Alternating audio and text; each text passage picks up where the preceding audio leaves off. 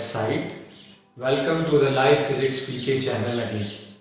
So here we are again present with continuing the topic that we were continuing in the previous lecture, which was the Gauss's law.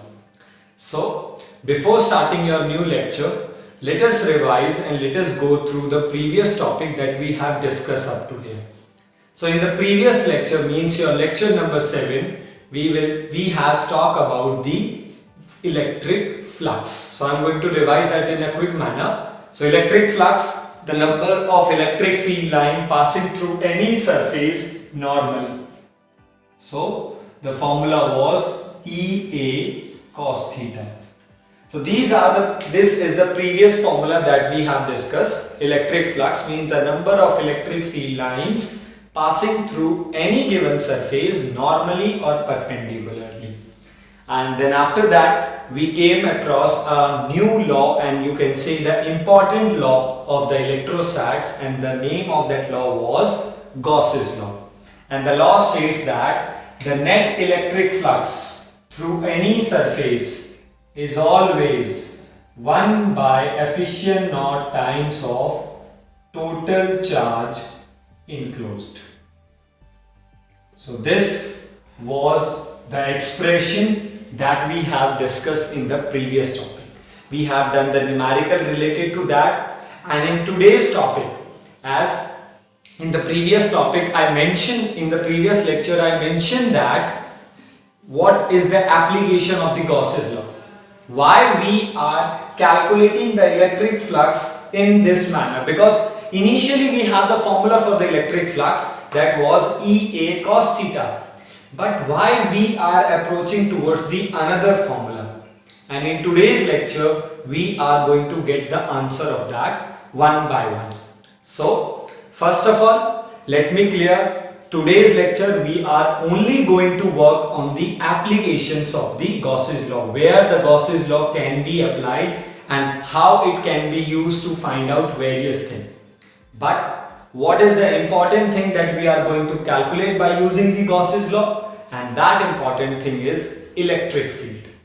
We all know the formula for electric field, how the electric field can be calculated. But for the different type of the systems, the method of calculating the electric field is different. If we have a point charge, if I give you the simple example, if I have a point charge, I want to calculate the electric field at a P point, I have the formula for that, and that formula is 1 by 4 pi efficient naught Q by R square. So I have a simple expression for the electric field at a P point due to a point charge. In the past, we also calculated the electric field due to the dipole along the axial line as well as along the equatorial line. Now we are going to find out the electric field because of the various different situations, and to calculate those electric field in those different situations we are going to use the Gauss's law. So let's start with the first application, or you can say the first condition, and that first condition is, you can say, electric field due to linear charge distribution. So there was one more topic that I have discussed in the previous lecture, and that topic was distribution of the charges. So at macroscopic level the charge is always distributed over the surface, and we have studied, or we have discussed the 3 types of the distribution of the charges. If you recall, number 1 was linear charge distribution, when the charge distributed across the length. Number 2, surface charge distribution, when the charge distributed across the area. And number 3 was volumetric charge distribution, when the charge distributed across the volume. So first of all, we are going to study the distribution of the charge but linearly. So everyone check this out. So let us consider that I have a rod. So we are considering a rod of length L. A rod. A rod is that geometrical shape in which length is more considerable as comparison to its another dimension or other dimension like its radius, thickness or any other aspect. Length is more considerable. So we have a rod of length L, and over that rod we have provided the Q amount of charge. So we provided Q amount of charge to that rod, and that charge is uniformly distributed over the road, all over the road uniformly. This means the charge is distributed across the length. So we can say that the charge distribution is linear here. Now we want to find out what is the electric field at this point. The point which is at a distance of small r from the road. Okay, it doesn't matter that distance is from this end or from this end, it doesn't matter, because as I mentioned recently, here the rod have length is more considerable as comparison to its thickness. So its thickness is doesn't matter to us or doesn't concern to us. So that distance is r. You can take that distance from both of the ends, so it doesn't matter. So we have to calculate, or we have to find out that electric field at this point, but not here. The charge is here, the Q is amount of the charge, but the charge is not because of the charge is not located at a single point. The charge is uniformly distributed all over the rod, and we have to find out that. So to work on that, and since it is an application of the Gauss's law, so if I revise the Gauss law again, if I revise the statement of Gauss law, so the statement is, law states that the net electric flux through any closed surface is always been equal to 1 by efficient naught times of the net charge enclosed. So there are 2 points that I want to highlight. The first point was closed surface, and the second point is net charge enclosed. So if we want to apply the Gauss law, we must have any closed surface, and to obtain that closed surface we are going to again work on a Gaussian surface. If I revise the Gaussian surface again, the imaginary surface around that charge or around that body at which electric field is constant at all the points. So if we want to find out the electric field at this P point, so can you give me some other point where the electric field will remain the same? That would be here, that would be here. So these all are set points which are equivalent to the point P. At all these points the electric field will remain the same. Since it is on the right side, since in a similar manner you can imagine on the left side also. Since if I give you the example, let's suppose this is the rod. So and this is the P point, which is at a distance of 5 centimeter, let's suppose from. So can you locate or further more points where the electric field is exactly same like the P point? And if you try to locate all the points, these points are here on the left hand side, on the front side, at the same distance on the back side, or you can say these all points are all over, or you can say all around that rod.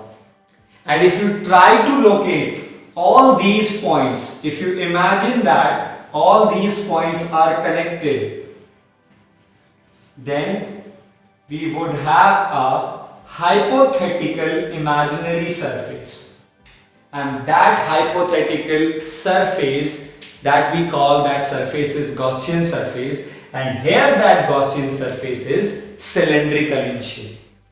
As I told you that Gaussian surface, it is the imaginary surface at which the electric field is same at all points. Number 2, the Gauss's law does not get affected or does not depend upon shape and the size of the surface. It does not depend upon the shape or the size of the surface.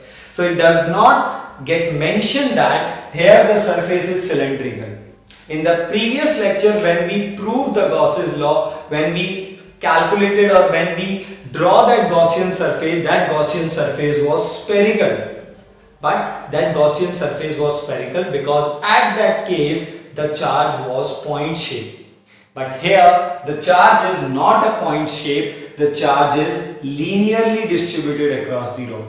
And across the rod, if you try to imagine all the points where the electric field would be same, and if you try to locate, that imaginary surface would be cylindrical. So here our Gaussian surface is cylindrical. So this cylindrical Gaussian surface, it is behaving like a cylinder whose radius would be equal to the r, where the r is the distance of the P point from the rod, and the cylinder whose height would be equivalent to the length of the rod. Means the length of the rod would behave as a height of the cylinder, and the distance of the P point would act as a radius of that cylinder. And this cylindrical Gaussian surface encloses Q amount of the charge, because this cylindrical surface encloses the rod, and this rod contains only Q amount of the charge. And with that principle, we will try to find out the electric field. Please, first of all, let me clear. We will try to find out the electric field at Gaussian surface, because this gives the electric flux over the closed surface, and here that closed surface is Gaussian surface. So we are going to find out the electric field at Gaussian surface. But the definition of Gaussian surface, the surface at which the electric field is same at all the points. ये वो surface है जहां पे electric field हर जगह same होगा. So once we are able to, once in future, आगे जाके once we are able to find out the electric field all over the Gaussian surface, that electric field would be same as the P point. तो एक बार अगर इस surface का electric field मिल जाए, the electric field at the P would be the same, because it is the part of that Gaussian surface. So with that idea and with that you can say the plan, let's forward to that derivation. But first of all, let us mention what we have considered. So let's have the language.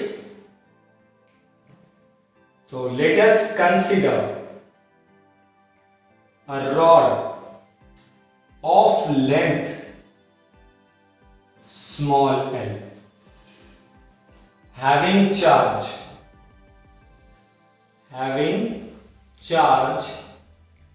plus q, which is uniformly distributed,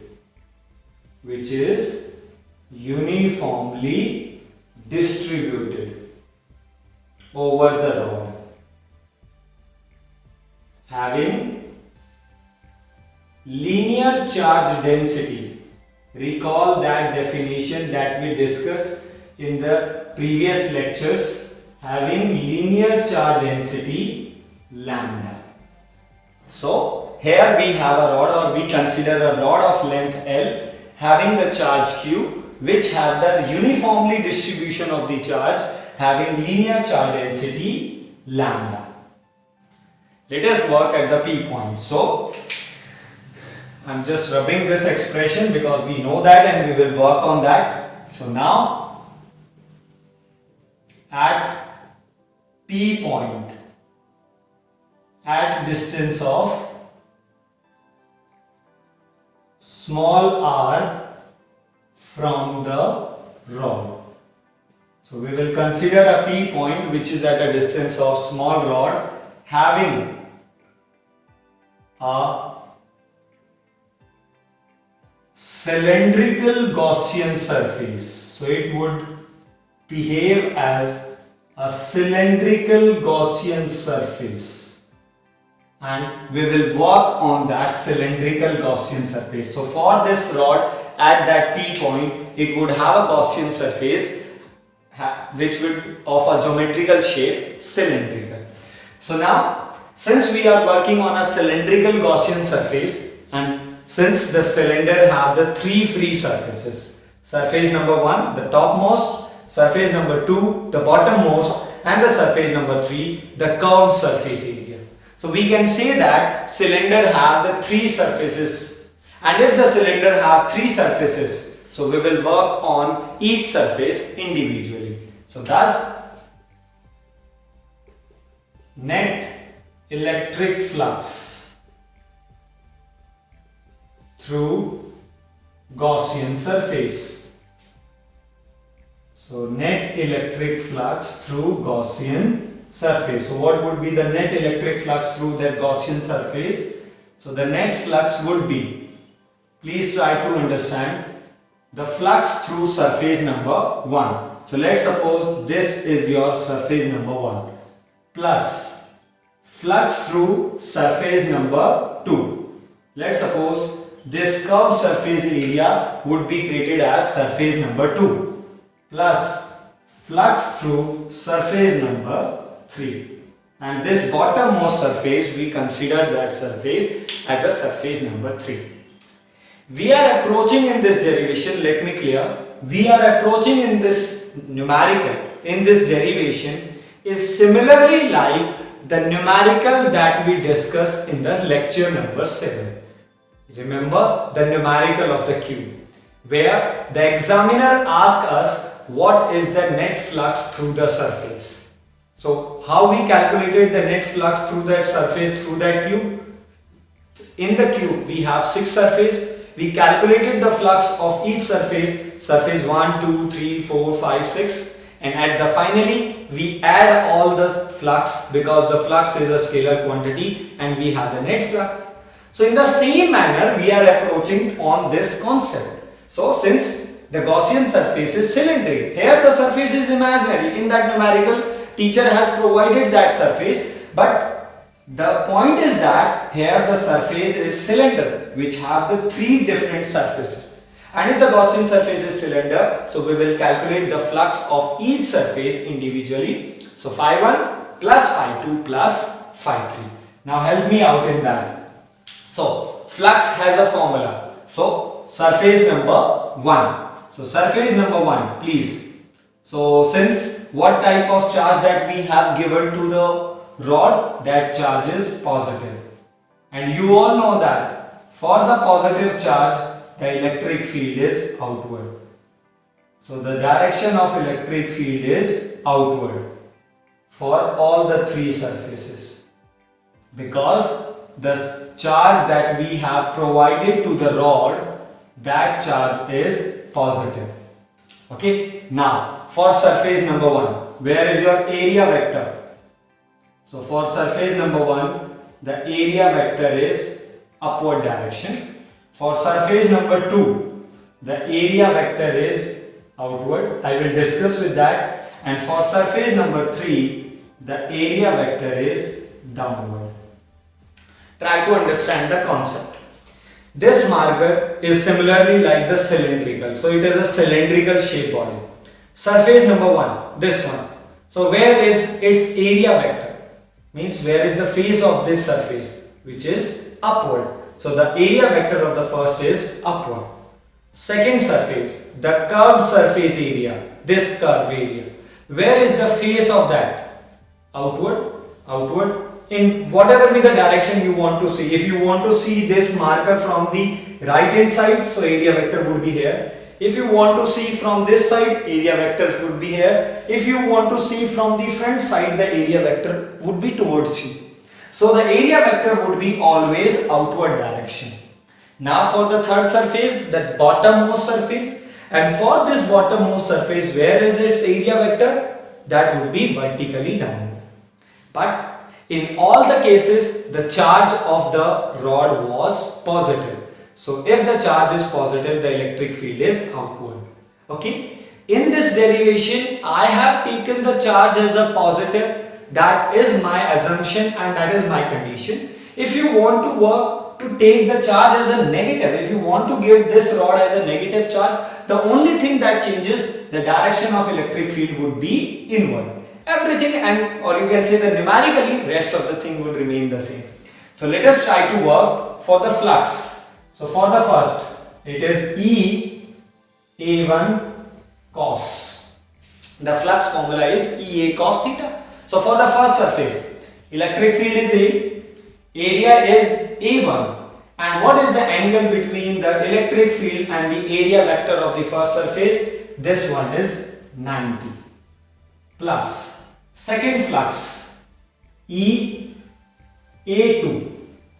This A2 means curved surface area, and what is the angle between the electric field and the area of the second surface? This is your 0 degree. And the last surface, the surface number 3 and the electric field, so it would go E A3 again cos 90. So cos 90 0, cos 90 0. So the net flux through that Gaussian surface is EA1 cos 90, it would be 0, plus cos 0 1, it would be EA2 plus 0. So that's why your electric flux, the net electric flux through that complete Gaussian surface, 0 plus 0, so it would be eliminated. E and A2 stands for the area of second surface. And which was your second surface? The curved surface area of that Gaussian surface. And what is that curved surface area of the Gaussian surface? Gaussian surface was cylindrical in shape. So the curved surface area of cylinder is 2 pi r h, and here the h is always L, because the length of rod is treated as the height of the cylinder, and the distance of the P point is treating as the radius of the cylinder. So this is our curved surface area. So what is the net flux through the Gaussian surface? E into 2 pi r L. So this is the net flux through that Gaussian surface. So presently we are working on the Gaussian surface, and this is the electric field of Gaussian surface. This is the radius of Gaussian surface, and L is the height of Gaussian surface. So presently we are thinking and we are approaching all the concepts towards the Gaussian surface. But since we know that according to Gauss's law,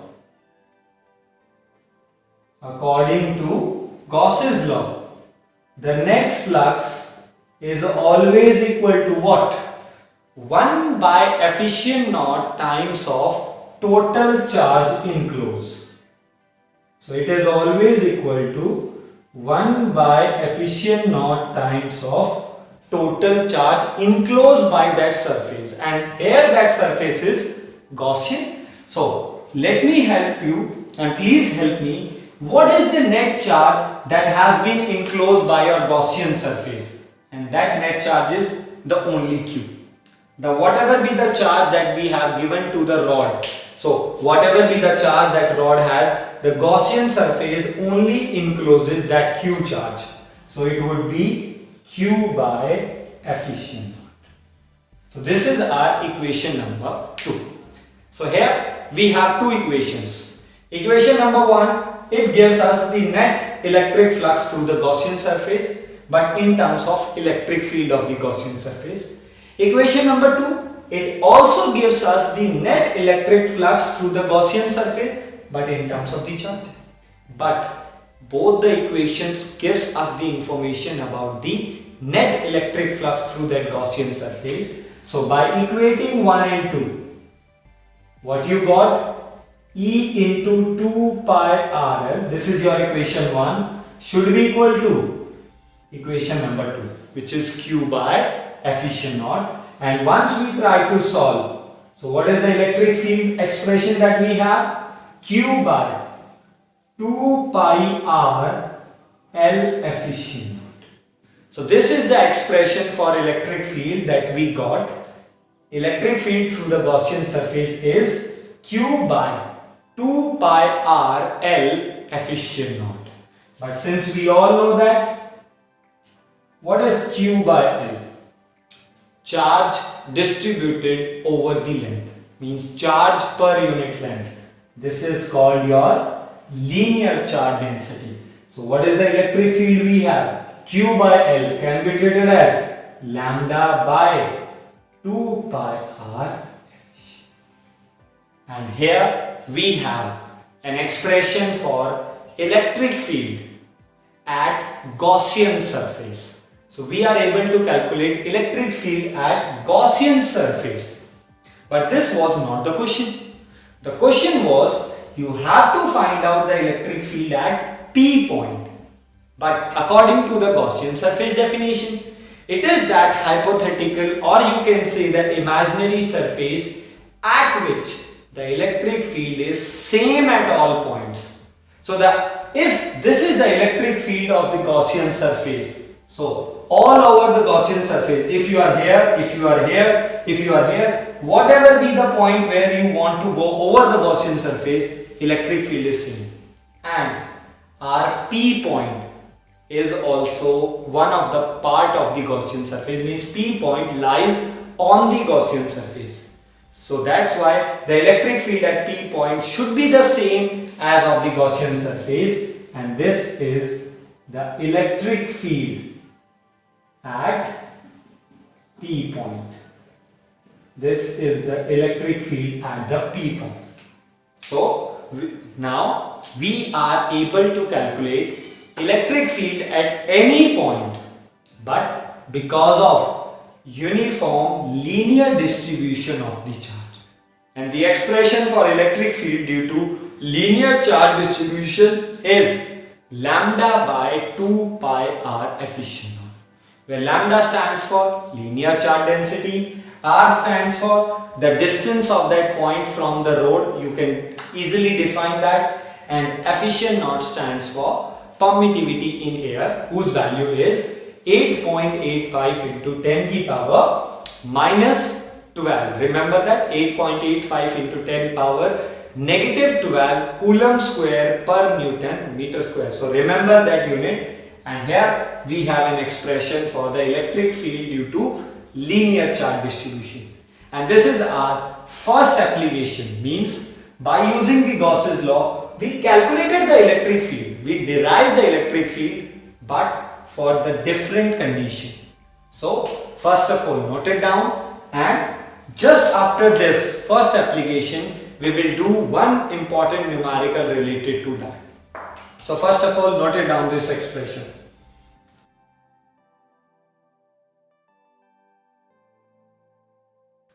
Okay everyone, now we are present here with the one numerical related to the first application of the Gauss's law, which was the linear charge distribution. So here we have the question, and this question has been asked in the 2013 foreign set, and you can say this is the one of its own kind of the question. Or we can also call this as a numerical cum derivation part, means it is such type of a numerical or a question which does not contain any numerical value, but it contains some derivation type of the concept. So we can work on that, or you can also call this as a HOTS, or you can say the higher order thinking skill numerical on the basis of that. So what is the question? An electron is revolving around a positively charged rod. So let's suppose we have a rod. Imagine that we have a rod, and that rod is positively charged with the charge plus q with linear charge density lambda. So since what's your lambda? Lambda stands for linear charge density of the rod, means the charge distributed per unit length. So this has been given to us. That electron is revolving in a circular path of radius r. So let's suppose we have an electron, and that electron is revolving in a circular path. So this is that circular path in which that electron is revolving. So that electron is revolving in that circular path, and that circular path has a radius small r and with velocity small v. So the electron is revolving with the velocity v, and since electron or that particle is revolving in a circular path, so we all know that in a circular path the velocity is always being in the direction of along the tangent. So we have in that manner. So now he is asking us obtain the expression for kinetic energy, and how does this kinetic energy varies with the lambda. In first case or in first part, he is asking us what is the kinetic energy of that electron. So we all know that whenever an electron or whenever any particle revolves in a circular path, it experiences two forces, centripetal as well as centrifugal. Means one force which is acting radially inward and another force which is acting radially outward. And we always clear that the force which is acting radially outward, that force is always numerically equal to the mv square by r. So whenever you are traveling or whenever you are moving in a circular path, you will experience a radially outward force, and that radially outward force was mv square by r, means your centripetal force, and this was from your class 11. But now the question is, what and which force would act as a centrifugal force, means which force should act in an inward direction? Because if we want that anything revolve in a circular path, your centripetal, means your radially outward, should be equal to your radially inward. So check this out. The rod was charged and the rod was positively charged. And who is revolving around it? Definitely an electron. So rod is positive and electron, which is a negative charge particle, is revolving. So positive, negative. So definitely there would be force of attraction, or you can say electric force. There would be electric force of attraction which might balance that mv square by r. But since it has been clearly mentioned that electron is revolving in circular path, so for circular path, your mv square by r, means radially outward force, should be equal to your radially inward force, means your centripetal force should be numerically equal to the centrifugal force. So force acting inward, so we all know that we have the formula for the force, F is equal to charge into electric field. So this is your mv square by r. So the charge which is revolving, so who is revolving? Electron. So let's suppose we have taken the electron charge as a E and the electric field which is acting on the electron. So definitely electron is revolving around the rod. So electron has a certain position, that position is r from the rod. So electron wahan pe hai. And recently we have done this derivation. We have a rod and we calculated the electric field at the P point. So recently we have done this, that the electric field at the P point, due to the linear distribution of the charge over the rod, and that electric field is lambda by 2 pi r efficient naught. Since we calculated now, so we can use that electric field. So this force was QE, Q was electron, and electric field on that electron, means at that P point, is lambda by 2 pi r efficient naught. So what is mv square that you got?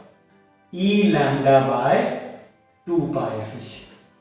So we are able to calculate an expression for mv square. But the teacher or the examiner asked us the kinetic energy. So since we know that, what's the kinetic energy expression? So kinetic energy is always equal to half mv square, and we recently just calculated the expression mv square is equal to E lambda by 2 pi efficient naught. So what is the expression for kinetic energy we have? It is E lambda by 4 pi efficient. And here we have the solution. So it is a numerical, but it looks like the derivation. That's why I use the word, it is numerical cum derivation concept.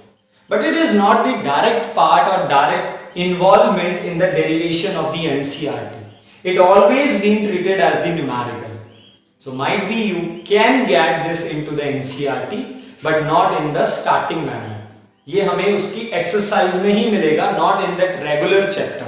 So that's why it is very much important. and the kinetic energy expression that we calculated is E lambda by 4 pi efficient. Now the second part that he asked, that was simple. How does kinetic energy varies with the lambda? So how does kinetic energy with the lambda? It is being directly proportional. So you can plot the graph of kinetic energy versus lambda, and that plotting is straight line because they are directly proportional to each other. So one of the most important HOTS has been asked in the foreign 2013. So unique type of the numerical that we have done now. So please note it down in your fair notebook itself, in your notes. जहां पे आप लोग notes बना रहे हैं वहीं पे ही continue होना चाहिए जितने भी वर्क्स हम लोग कर रहे हैं. So please note it down quickly.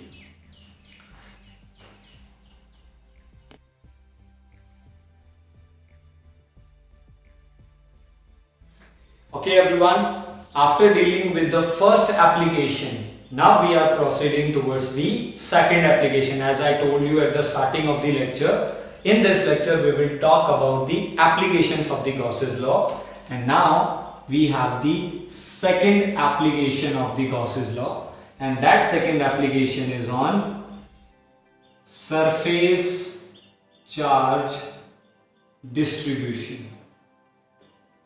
But this surface charge distribution over infinite thin plane sheet. So here we are going to work on a plane sheet. In the previous topic, in the first application, we work on the what? We work on the thin rod. But here we are going to work on a thin sheet. So with that note, let's first of all try to understand. So here, the thing that I am holding in front of you is your sheet-like structure. Sheet means it is that geometrical body in which area is more considerable as comparison to its thickness. So here the area is important to us. So if I give some charge to that body, अगर मैं इस body को कुछ charge देता हूँ, so we have discussed when any charge is given to any body, it always uniformly distributed over the surface. But when in the previous numerical it was about the rod. So when you give the charge to that rod, that charge will always distributed across the length, because here the length was considerable part, but here the area is considerable part. And we are talking about the infinite. There is no dimension and there is no limit of the sheet. So sheet is infinite. You will get to know the answer why we have taken the infinite. And the most important, the plate is thin. So the thickness is non-considerable part to us. So हम एक बहुत ही thin sheet को study कर रहे हैं. Not we are talking about some this like structure. It is also a sheet like structure which have the cross section area, but it has some thickness. So when you provide the charge to such type of a body, that charge will distribute across the front surface, back surface, in both the surface, but it will always or also distribute across the what? Thickness. But we are not going to work on that. We are going to work on this type of body. So here we are working on the thin sheet. So let's suppose I have a sheet, and the shape of the sheet is, again, since we are working in the Gauss's, and when we work on that, so sheet is infinite. So we are not specific about the shape of the sheet, we are only specific about its thickness. So we have a sheet of, let's suppose, cross section area, whatever be the area that you want to take. So let's suppose, let us consider a thin sheet of cross section area capital A. So we are considering a sheet having the cross section area capital A. Let's suppose we provided the plus Q amount of the charge to that. So imagine that we provided the Q amount of charge, and we all know that whenever we provide any charge to any body, that charge is uniformly distributed over the surface. And here that surface, or here that part is across the cross section. As I mentioned earlier, in the previous, that part was across the length, because in that case the length was considerable part. And I am repeating this thing again and again, so do not get bored with that. Ki sir, you are repeating after every 2-3 statement, you are again taking that previous concept, because I have seen that most of the time we get confused in that how the charge is distributed. So that's why I am highlighting these differences in both the cases. The only difference in the previous derivation and this derivation is, in that derivation the charge was distributed across the length, and here it is distributed across the area. Rest of the part, when we approach towards the derivation, you will personally feel that, so the method and the procedure is exactly the same, but the difference you have to catch that out. So we have an infinite sheet, but not with any definite shape. हम लोगों ने कोई definite shape नहीं लिया है, and having the charge Q. So let us consider a thin sheet of cross section area having charge. How much charge that we have taken? Q. Such that it has surface charge density,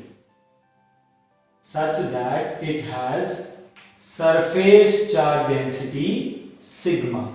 You know that the charge given per unit area.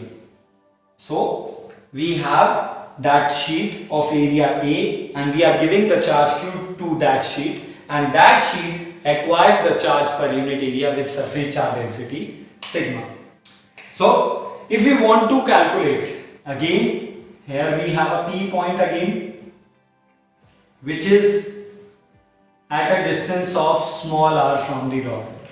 So we have a sheet, and this was our sheet, so I have placed in that manner. Since the board is 2D, so I have drawn little bit tilt, but the sheet is being placed in this manner. So try to understand in the practical or a real manner. So this is the sheet with the Q amount of the charge in the area A, and this is the P point. So here we have the P point, which is at a distance of small r from here. Now we want to find out the electric field at this P point because of that sheet, whose distance is, you can take the small r. So this distance is small r.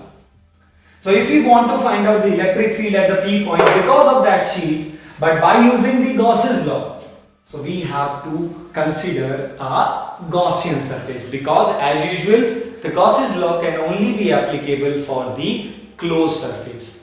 And for that, let us consider a small surface here. So एक छोटा सा surface यहाँ पे देखते हैं. Okay, it is a black itself, वो आपको दिखाई नहीं देगा. But let us consider a small circular surface of area ds.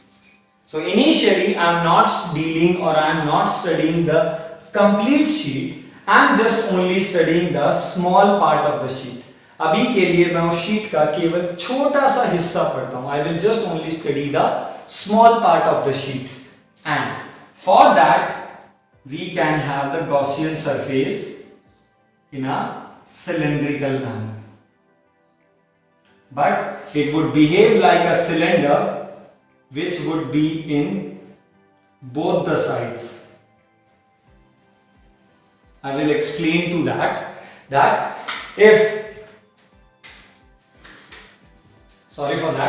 if our body is behaving, I have taken the small surface on that, and if you try to explain, okay, so I am using that sheet in this manner, so try to understand that please for that example. Okay, so this is the small area that I consider, imagine that, and through that small area I want to calculate what is the net flux, because the Gauss's law gives us the expression for the net flux. So what is the net flux through that circular area? So let's suppose these markers are behaving like the electric field which are coming out of that surface normally or perpendicularly, that we always used to do. So this is your surface. I am taking that surface in that manner so that you can easily look for that. And if I take these 5 markers as a 5 electric field lines which are coming out of that surface normally. So these markers are like the electric field lines which are coming out of the surface normally. So they are perpendicular. So these 5 markers that I have taken, they behave as the what? Electric flux.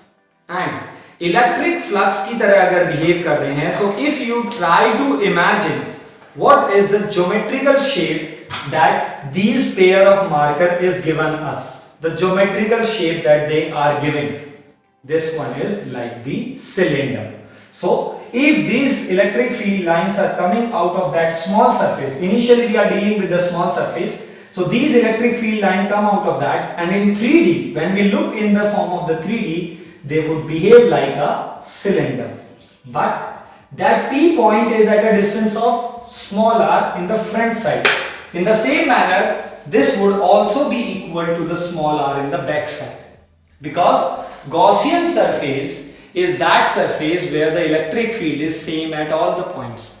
So if that P point is r distance in the front side, so the same would be r distance in the back side. यानी जितना electric field r distance आगे होगा at 10 centimeter in the front side, the same electric field would be 10 centimeter at the back side. So for this sheet, the Gaussian surface would be cylindrical, but a cylinder which is coming out of the surface. So again, let us consider a P point at a distance small r from the sheet, given to a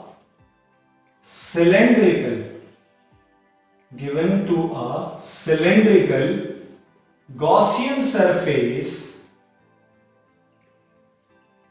passing through the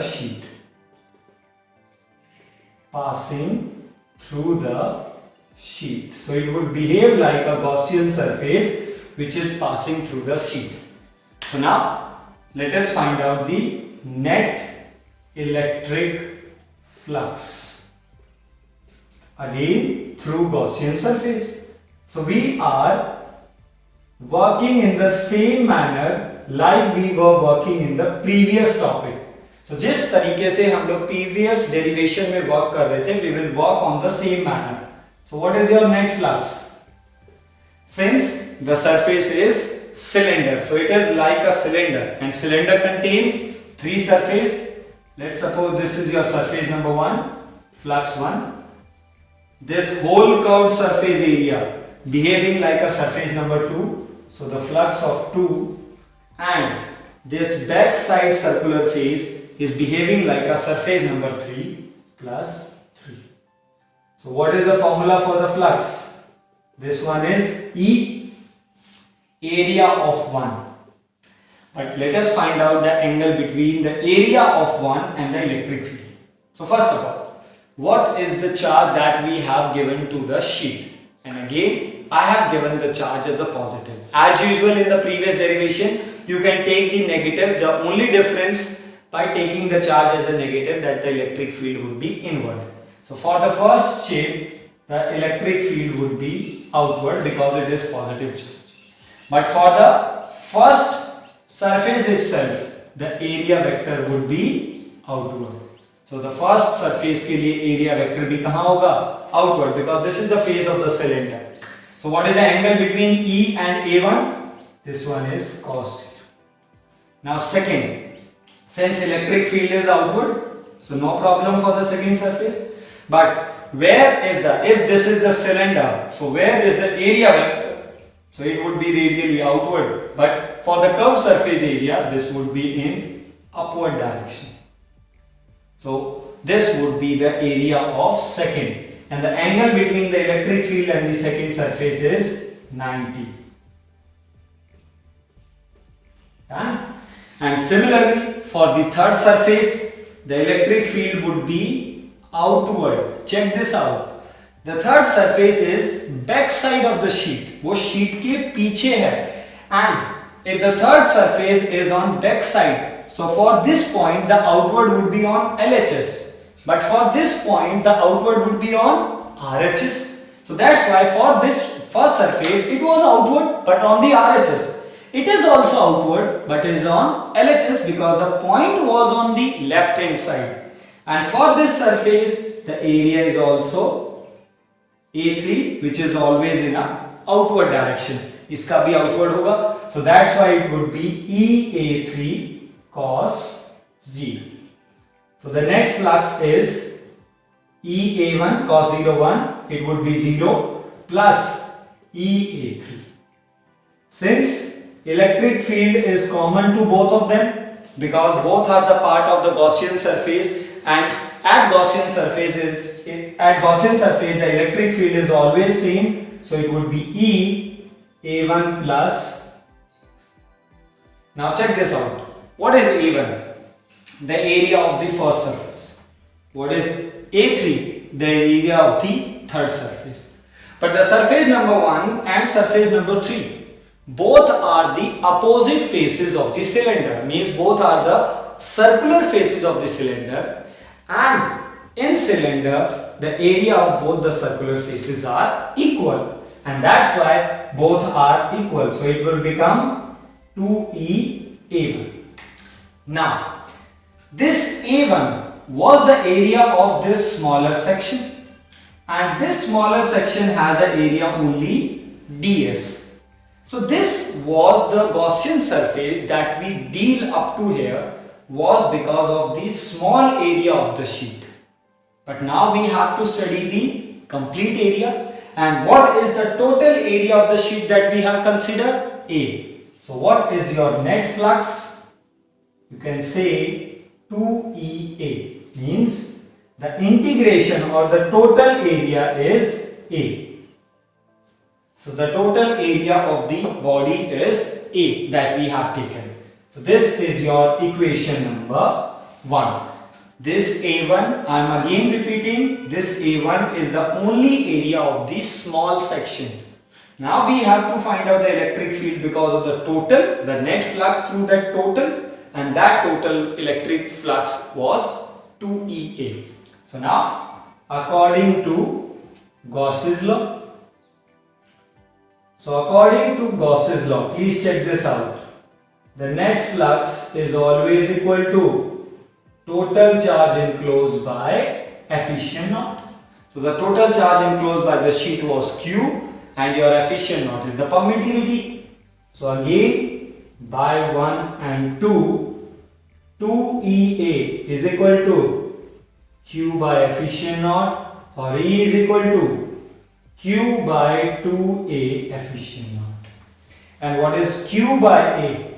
Charge per unit area is your surface charge density. So that's why the electric field due to infinite thin plane sheet, the expression for electric field due to infinite thin plane sheet is sigma by 2 efficient knot, where sigma stands for surface charge density and efficient knot stands for the permittivity.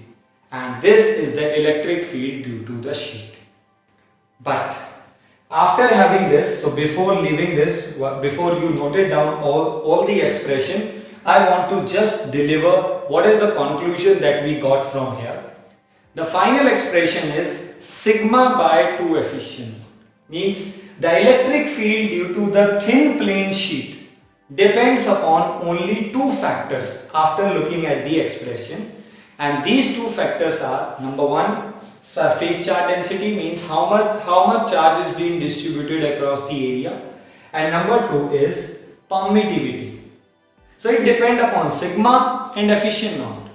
But in the final expression, we do not get any information regarding this, the distance of the point where we want to find out the electric field. It shows that electric field due to sheet does not depend upon the separation or the distance of the point where you want to find out. Means if this is your sheet, and if you want to find out the electric field at 5 centimeters, so what is the electric field due to sheet? Sigma by 2 efficient norm at 5 centimeter. At 10 centimeter, what is the electric field? Again sigma by 2 efficient norm. At 20 centimeter, what is the electric field? Again sigma by 2 efficient norm.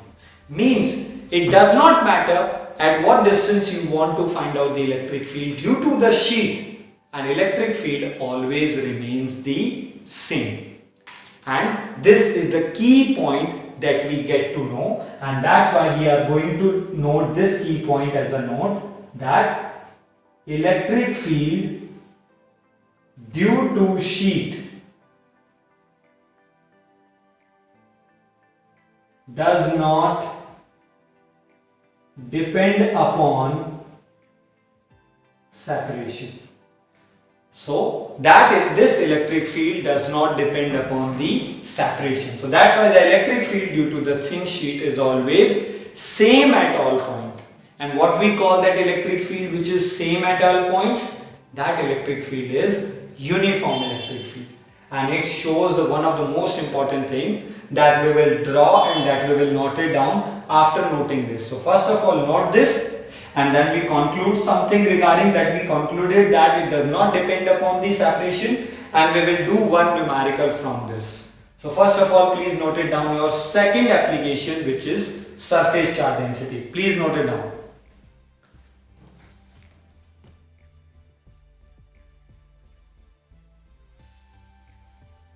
Okay everyone, here we have the numerical base of the second application of the Gauss's law. But before going to the numerical, I want to clarify more about the last note that we have mentioned.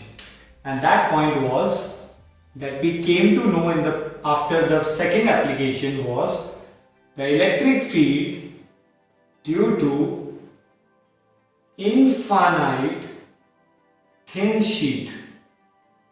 And that electric field due to infinite thin sheet is sigma by 2 efficient norm. So you can say electric field due to thin sheet is that much. And it shows that it does not depend upon the R.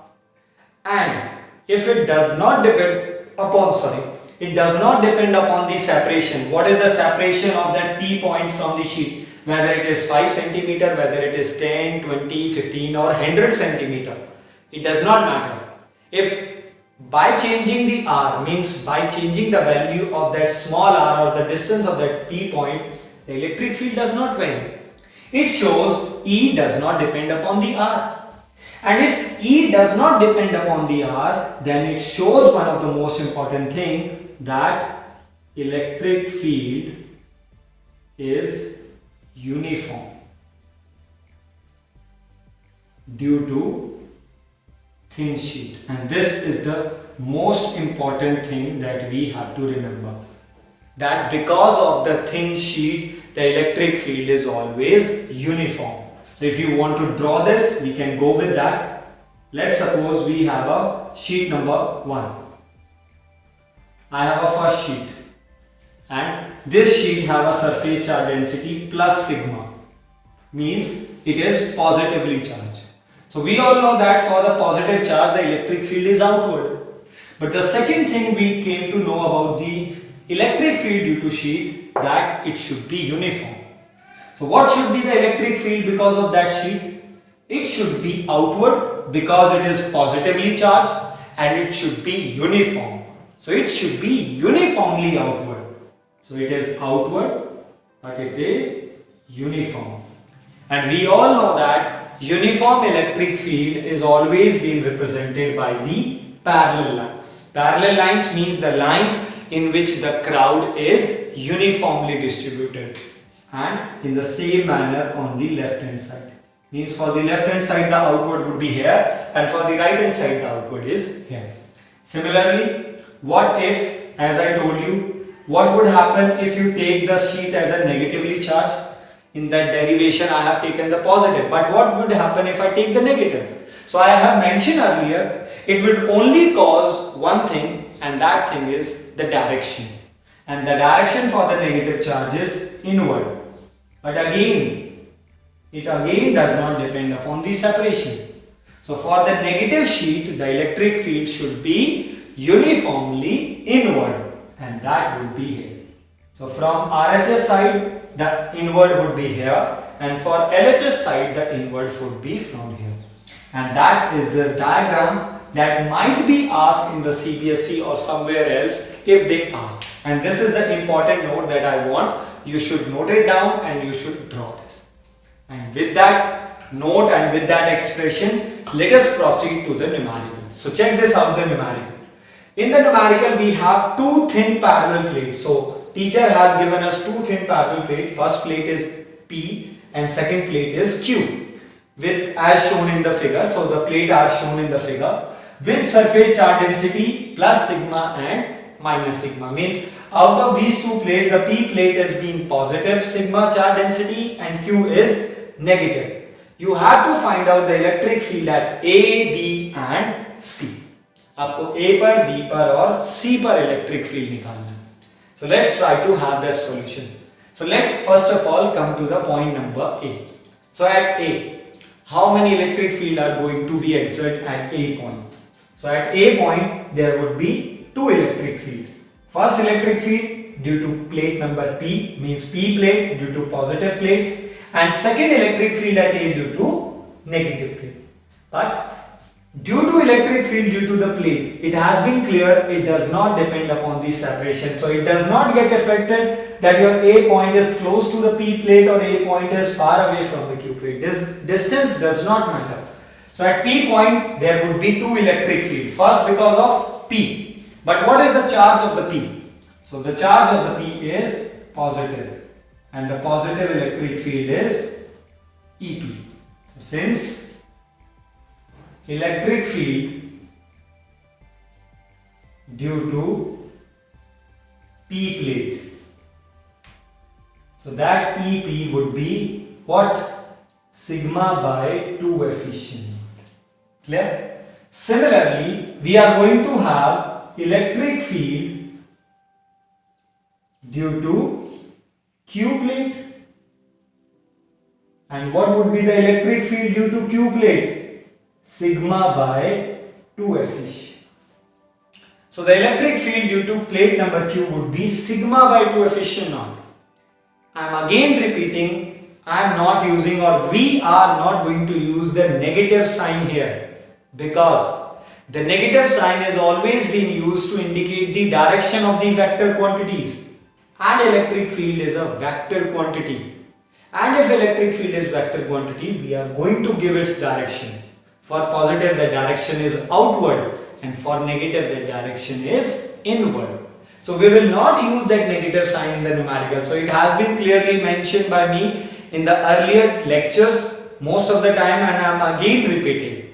While doing the numericals of the vector quantity like electric force and electric field, never use the negative sign in the numericals or derivation. Use those sign or those effect of the sign in the diagram. So here I am using, since for the plate P at A point the electric field would be outward. P plate will also exert the electric field at B, but the B point is on the right hand side of the P plate. So where it should be outward? So at B point the electric field because of the P would be outward, and because of the P at C point the outward would be here. So first of all, we indicated at all the 3 points the electric field due to the P plate. Outward, outward and outward. Now come to the plate number Q. Since plate Q is negatively charged, so the magnitude of electric field would be sigma by 2 efficient naught, because the surface charge density of both the plates are numerically equal but sign wise they are opposite. So since it is negative, and for negative the electric field is inward. So for C, inward should be on that side. For B, the inward because of this plate would be on this side. And for A, the inward because of Q plate would be on this side. So now we have indicated the electric field at all the 3 points because of both the plates. So now the work is just simple. We have to calculate the electric field at all the points. So first of all, electric field at A. So help me out. The electric field at A. So at A we have two electric field, EP and EQ. And what is the angle between both the electric field is here? 180 degree. And we know that whenever the two vectors are at 180 degree, the net electric field would be minus. So EP minus EQ. Sigma by 2 efficient naught minus EQ would be sigma by 2 efficient naught. So what is the electric field at A? 0. So the net electric field at A point is 0. So in a similarly manner, go with the electric field at B, EB. At B point, both the electric fields are acting in a same direction, and that direction is on the right hand side. So the net electric field would be EP plus EQ. If the two vectors are in same direction, it always adds. So it would be sigma by 2 efficient naught plus sigma by 2 efficient naught. So the electric field at B would be only sigma by efficient naught, means 2 times of the sigma by 2 efficient naught, and after solution it is sigma by efficient. And what is the direction? Along the plus x-axis. So along positive x-axis. You can mention, and you have to mention the direction. So we have the electric field at A, B, and similarly we will calculate electric field at C. Similarly, so EC I am going to do in a quick manner. It would be EP minus EQ. Since both are magnitudely equal, sigma by 2 efficient naught minus sigma by 2 efficient naught. So the net electric field at C would be 0. So here we calculated the electric field at all the 3 points. At A it would be 0. We have done with the diagram. At B it is sigma by 2 efficient naught, but you have to mention what is the direction of that electric field, and at C the electric field is again 0. Now before leaving and before completing this, I want to say this is the only one numerical that we have done because of the limitations, but you will do in your assignment. So in today's, at the end of today's lecture, you will get the assignment. I will talk about this, but this numerical can have various varieties. Variety number 1 we have done. Variety number 2 that I can add both the plates as a plus sigma. This is also plus sigma, this is also plus sigma. Find out the electric field at A, B and C. I can give both as a negative sigma. I can take this as a plus sigma 1 and this as a plus sigma 2. I would not get both the surface charge density as a equal. So that depends upon the condition or situation how we can make the numericals. But you have to learn the concept. Once you understand the concept, everything is being done by you. Everything. You can do the CBSE, you can do the NEET, you can do the IIT mains, JEE mains, you can do that. But for that you have to be working precisely with the basic concepts. So first of all, clear the basic concept and do everything that we have done.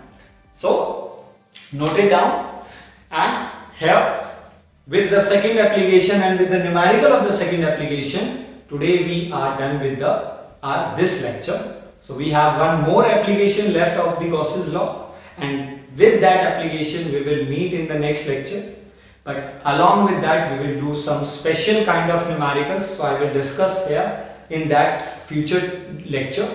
But here, after noting down, you will get at the end of this lecture or at the end of this video, you will get your assignment, and this assignment is your totally NCERT exercise. So you have to solve your NCERT exercise as much as you can. So you have to do it. You have to do it completely thoroughly. I want to see the solution of the NCERT exercise when we will communicate with each other in face to face. I want to see that. And we will communicate. If you have any doubt, you can ask your doubt in your comments or in your WhatsApp. You know the methods by which you can ask your doubts. So more you will ask your doubts, it would be very much easier. And at last, for those students, those who are lacking behind, please hurry up and make up your lectures so that you can compatibly एक साथ चल सके हम लोग. So note it down this, And thanks for this. We will meet in the next lecture with the third application of the Gauss's law.